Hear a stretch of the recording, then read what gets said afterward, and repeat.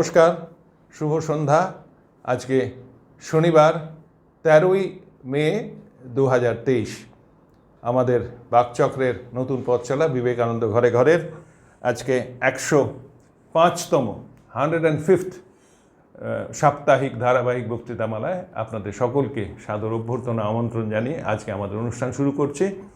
আমাদের বিষয় এবং বক্তা সম্বন্ধে নতুন কিছু বলার নেই। আমরা বিষয় স্বামী বিবেকানন্দ এবং বক্তা শ্রী তরুণ গোস্বামী, যার পরিচয় নতুন করে দেওয়ার কিছু নেই এবং যিনি আমার পাশেই বসে আছেন। সুতরাং আমি আর আমার প্রাককথন দীর্ঘায়িত না করে আসুন আমরা সেই আমাদের পরিবর্তিত প্রার্থনা সঙ্গীত শুনে আমাদের এই অনুষ্ঠান শুরু করছি। আপনারা সবাই ভালো থাকবেন। নমস্কার।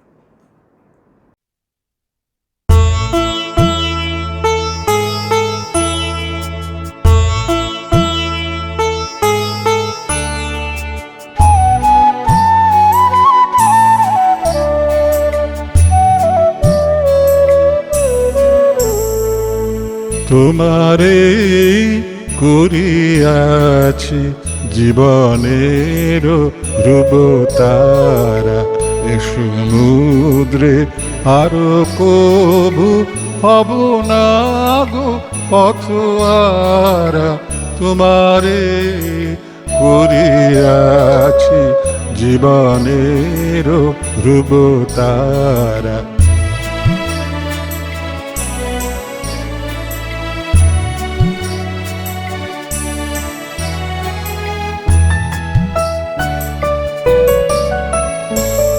যেথায় আমি যাই না গো তুমি প্রকাশিত থাকো, যেথায় আমি যাই না গো তুমি প্রকাশিত থাকো।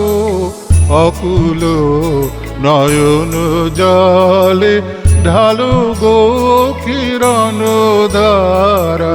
তোমারে করিয়াছি জীবনের ধ্রুবতারা।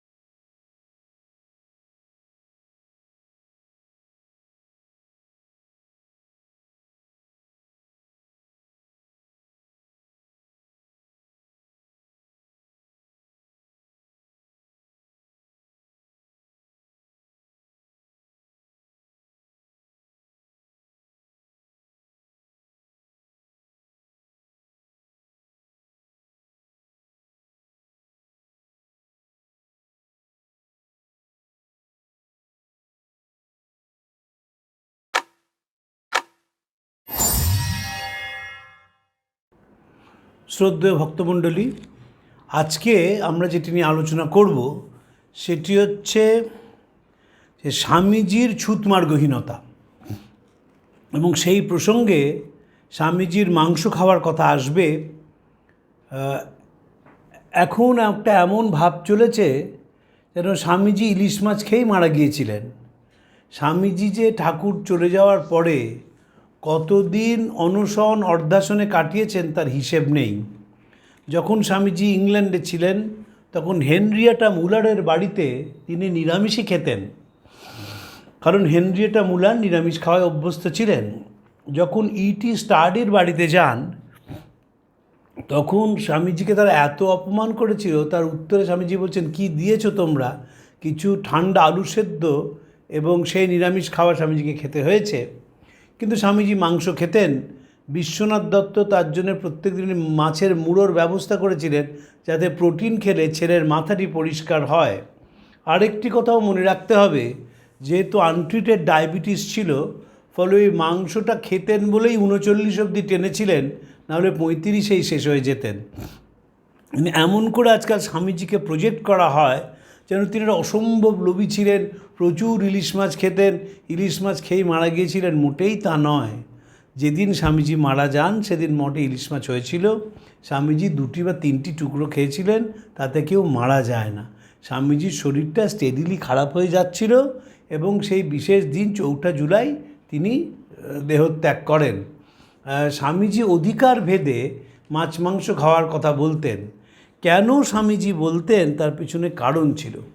স্বামীজি বিশ্বাস করতেন যে আস্তে আস্তে বাঙালি সমাজ জড়তায় পরিণত হয়েছে। কাপুরুষতা, জড়তা এবং প্রাতিষ্ঠানিক ধর্মের আচার তাকে নুব্জ করে দিয়েছে। সর্বত্রই সেই ছিল। কারণ ধর্মের যে দর্শন, ফিলোসফি অফ রিলিজিয়ন, সেইটা তখন কেউ পড়তো না, এবং না পড়ার ফলে ধর্মটা পুরোটাই বাহ্যিক ব্যবহার এবং হুজুগে পরিণত হয়েছিল। এই হুজুগে পরিণত হয়েছিল বলে শ্রীরামকৃষ্ণের আগমন। আপনারা জানেন, গীতায় শ্রী ভগবান বলছেন, যখন নীতির পতন হয় এবং দুর্নীতির উত্থান হয়, তখন আমি নিজেকে সৃষ্টি করি।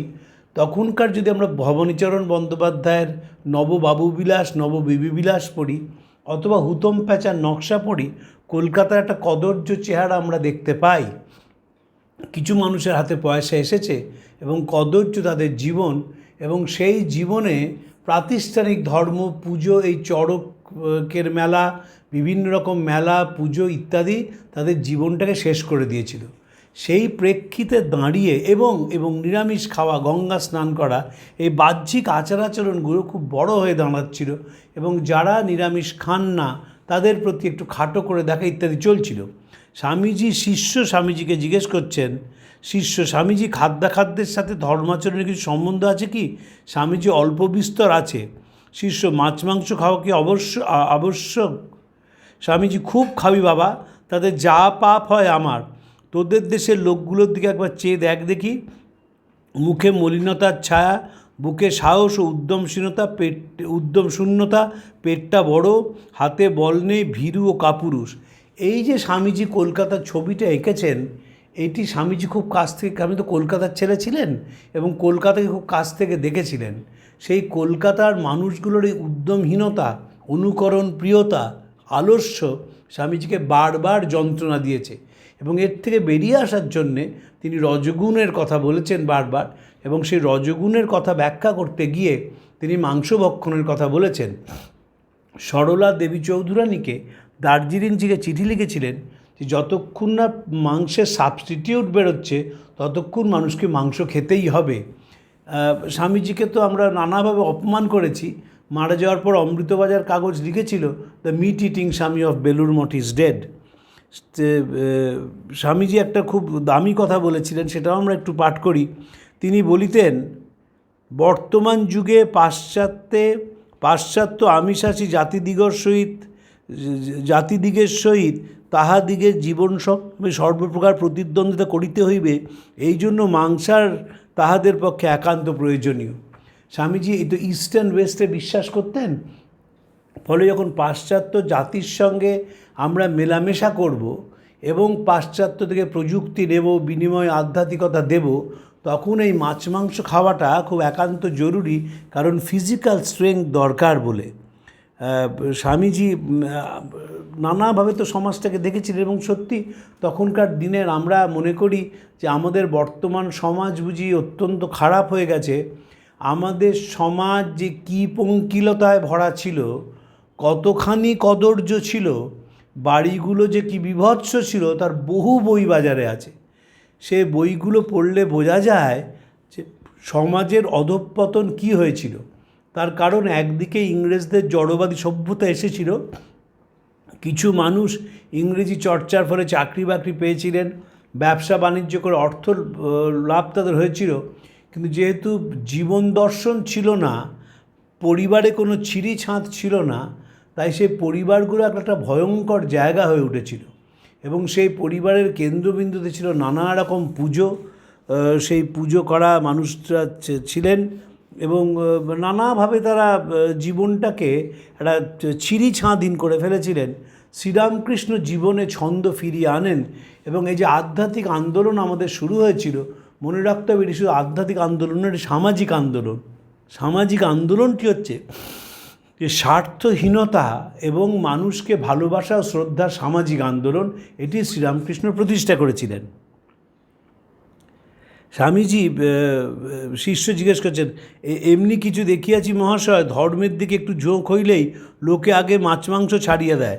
অনেকের চোখে ব্যভিচারাদি গুরুতর পাপ অপেক্ষাও যেন মাছ মাংস খাওয়াটা বেশি পাপ, এই ভাবটা কোথা হইতে আসিল?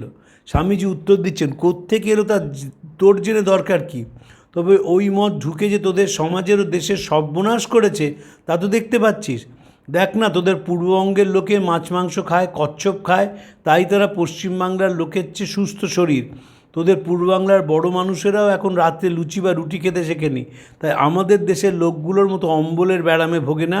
শুনেছি পূর্ববাংলার পাড়াগাঁয়ের লোকে অম্বলের ব্যারাম কাকে বলে সেটা বুঝতেই পারে না।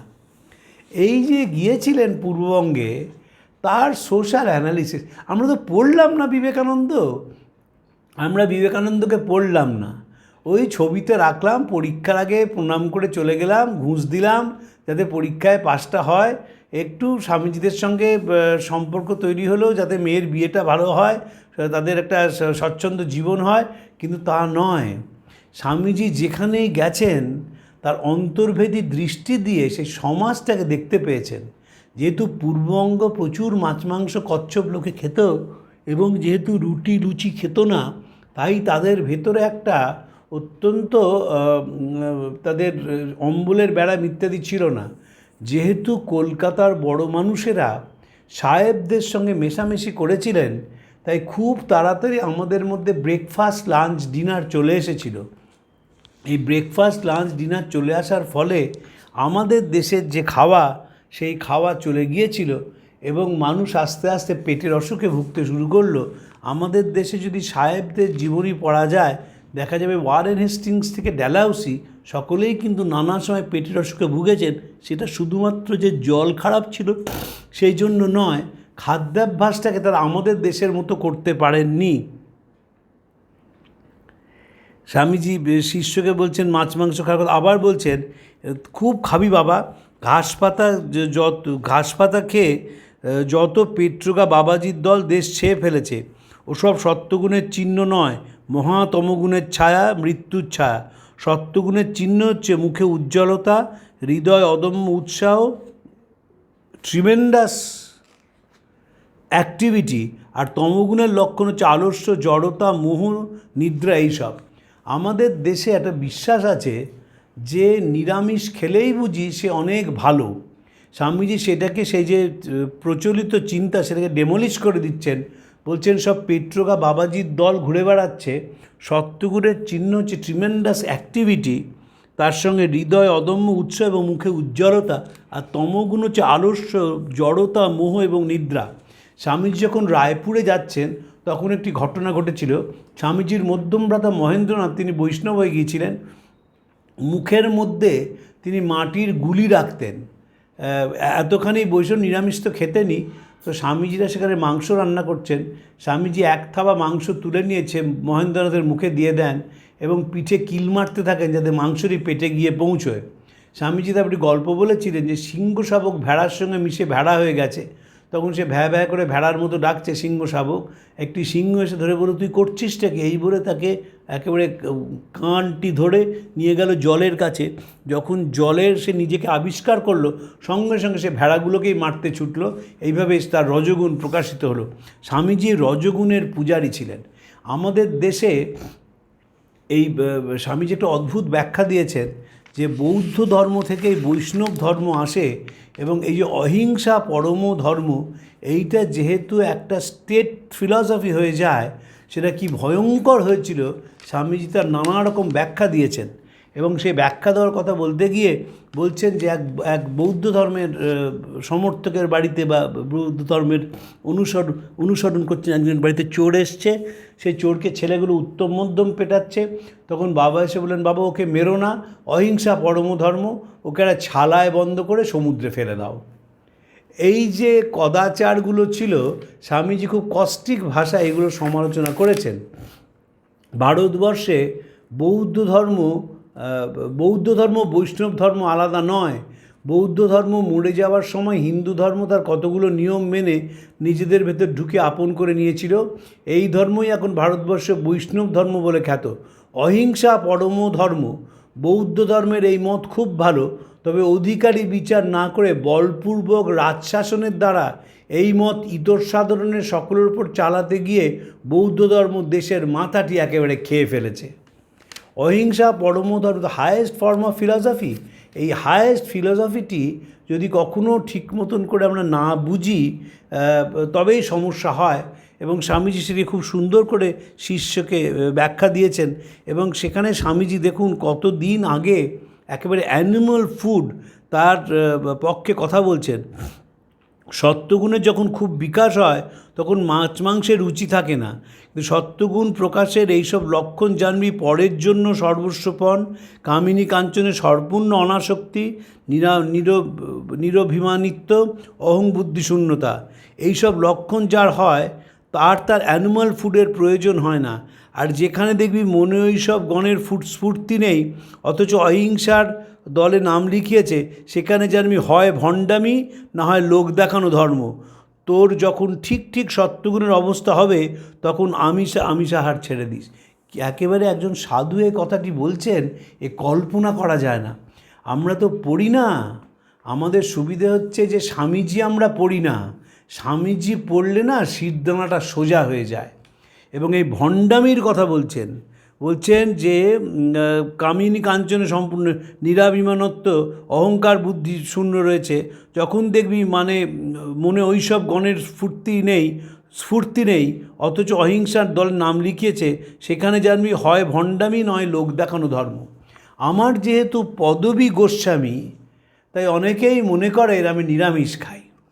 এবং বহু জায়গায় বৈষ্ণব ধর্মের ওপর বলতে হয়, তারা প্রথমেই জিজ্ঞেস করেন যে আপনি কি খাবেন। আমরা তো এখনও ওর বাইরে বেরোতে পারিনি। যখন আমি তাদের বলি যে আমি হচ্ছি মাংস খাওয়া গোস্বামী, তারা অত্যন্ত বিরক্ত হন। তার কারণ এই ভণ্ডামিতে আমাদের মনটা আটকে আছে। আমি অনেকজন সাধুকে চিনি বিভিন্ন সম্প্রদায়ের, যারা এই মাছ মাংসের ওপর খুব গুরুত্ব দেন এবং মাছ মাংস খাই বলে তারা খাটো চোখে দেখেন। স্বামীজির ভাষায় যে এইগুলো হচ্ছে লোক দেখানো ধর্ম, নয় ভণ্ডামি। আমারও তাই ব্যক্তিগতভাবে মনে হয় এদের আচরণের সঙ্গে কথা বলে যে এরা ভণ্ডামিটাই করে এবং লোক দেখানো ধর্ম করে। এমন একটা ধর্মের আচরণ করে যার সঙ্গে মনের বিশ্বাস নেই। স্বামীজি যে বলছেন না যে কামিনী কাঞ্চনে অনাসক্তি, কাজের উৎসাহ, এইগুলোই সত্যগুণের লক্ষণ, এগুলো একটাও নেই। কিন্তু এই কে কী খাচ্ছে, কে আমিষ খেলো, কে নিরামিষ খেলো, সেই দিকে সবসময় নজর।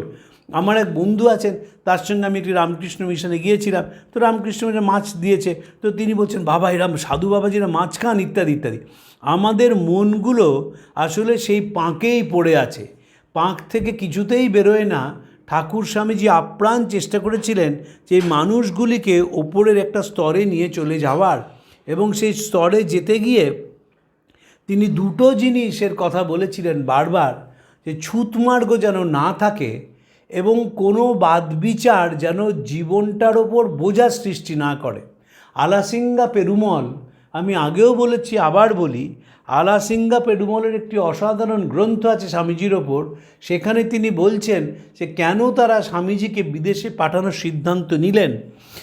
দেখেছিলেন যে এই মানুষটি পরিষ্কার ইংরেজিতে কথা বলতে পারেন, কালাপানি পার হতে তার কোনো আপত্তি নেই এবং কোনো ছুতমার্গ নেই। স্বামীজির কোনো ছুতমার্গ ছিল না।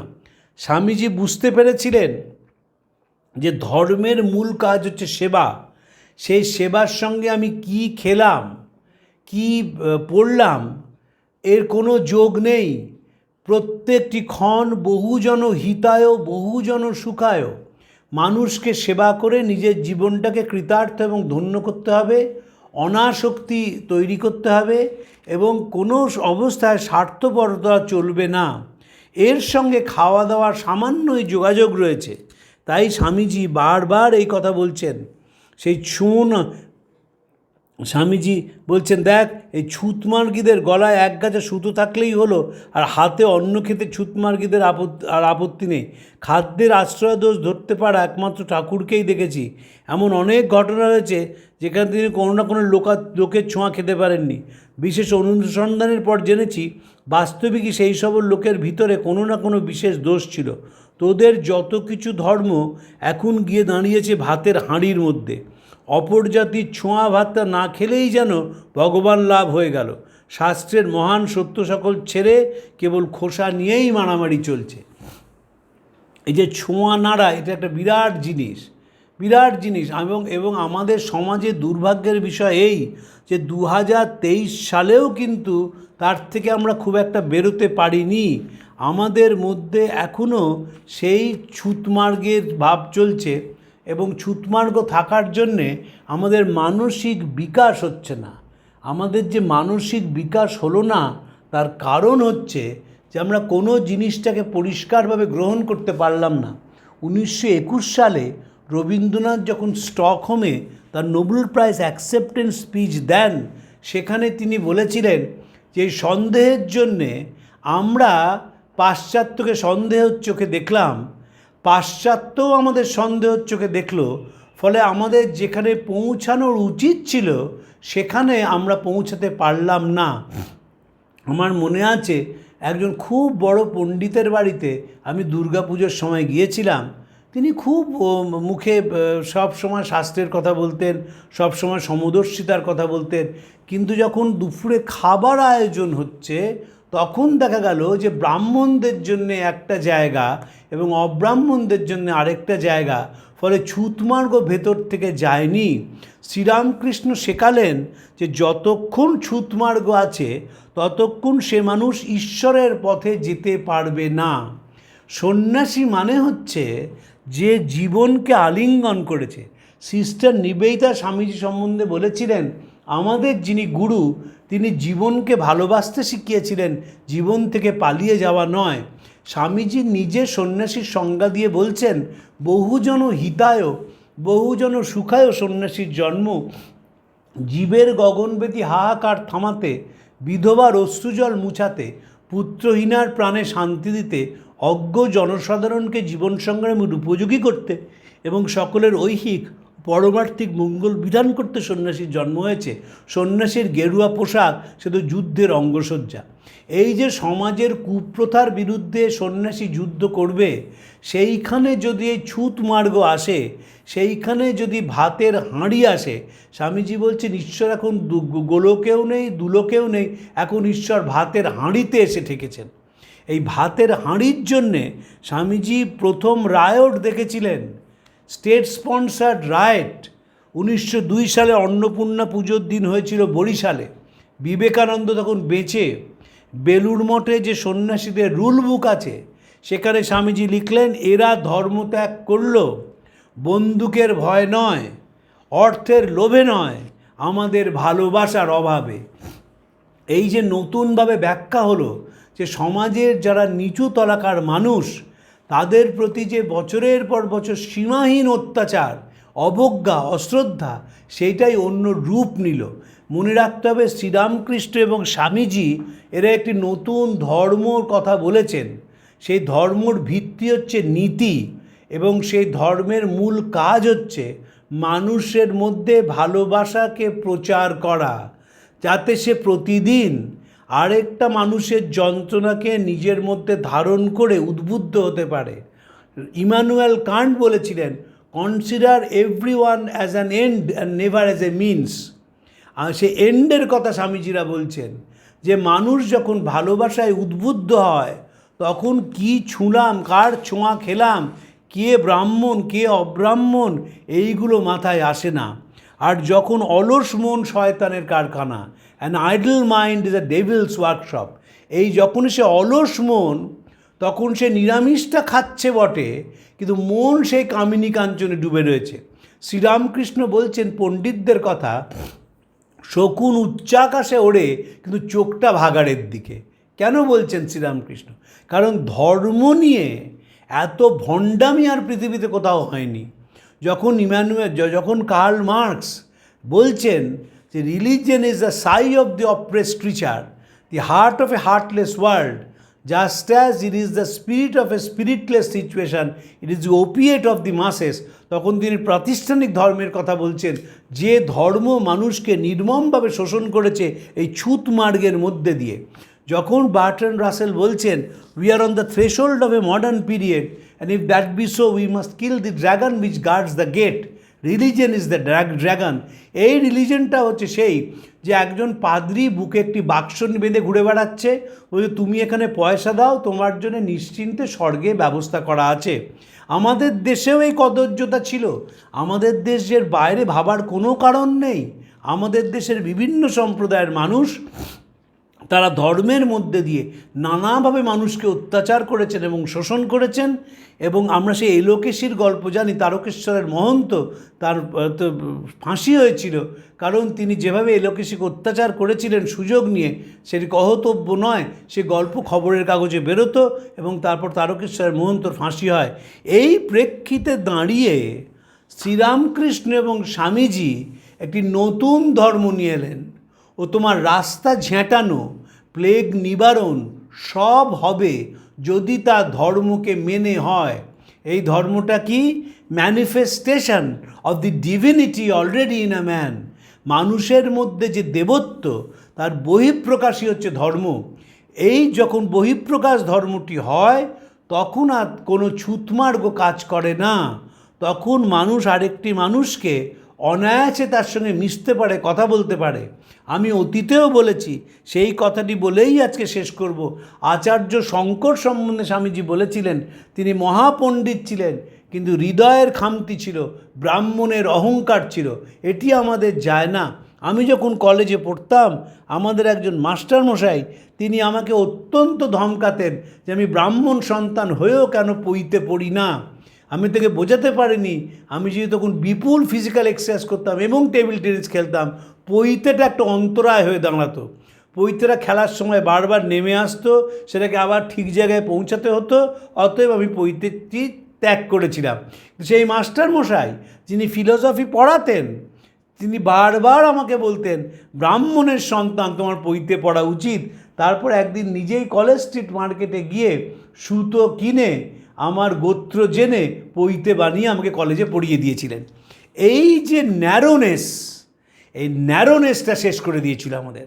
বিবেকানন্দ এই ন্যারোনেসের প্রতিবাদ করেছিলেন। তাই বলছেন, যদি এমন কোনো রাষ্ট্র গড়া যায় যাতে ব্রাহ্মণের জ্ঞান, ক্ষত্রিয়ের শৌর্যবীর্য, বৈশ্যের সম্প্রসারণ ক্ষমতা এবং শূদ্রের সাম্যের আদর্শ বজায় থাকে, অথচ তার দোষগুলো থাকবে না, সেটাই শ্রেষ্ঠ দেশ। স্বামীজি বারবার বলছেন যে উপনিষদের সময় যে সমাজ ছিল, সেটাকে আধুনিক করে প্রয়োগ করতে হবে। এখন তো উপনিষদের সময় নেই, এখন তো আধুনিক করে সেই মতগুলোকে প্রচার করতে হবে।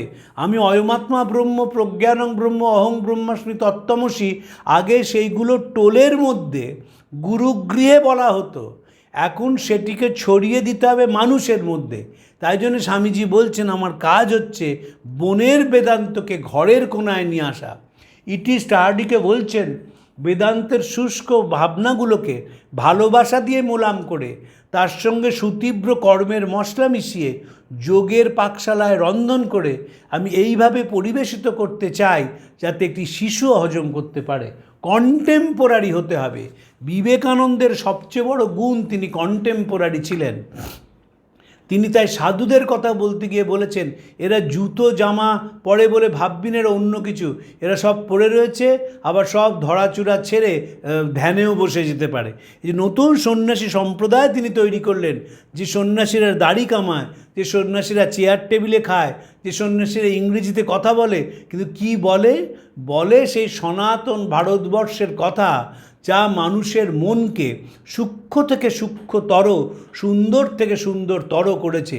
স্বামী সর্বপ্রিয়ানন্দজি যখন আমেরিকায় বলেন, তখন তার পরনে গেরুয়া পোশাক, মুণ্ডিত মস্তক, মুখের থেকে যে বাণী নির্গত হয় সেটি সনাতন ভারতবর্ষের বাণী, যে বাণী বারবার বলেছে সর্বে ভবন্তু সুখিনঃ, সর্বে সন্তু নিরাময়া, সর্বে ভদ্রাণি পশ্যন্তু, সকলে ভালো থাকুক, সকলে সুন্দর জিনিস দেখুক, কারুর যেন কোনো রোগ না হয়। এই সনাতন ভারতবর্ষকে আধুনিকভাবে প্রচার করতেই স্বামীজির জন্ম।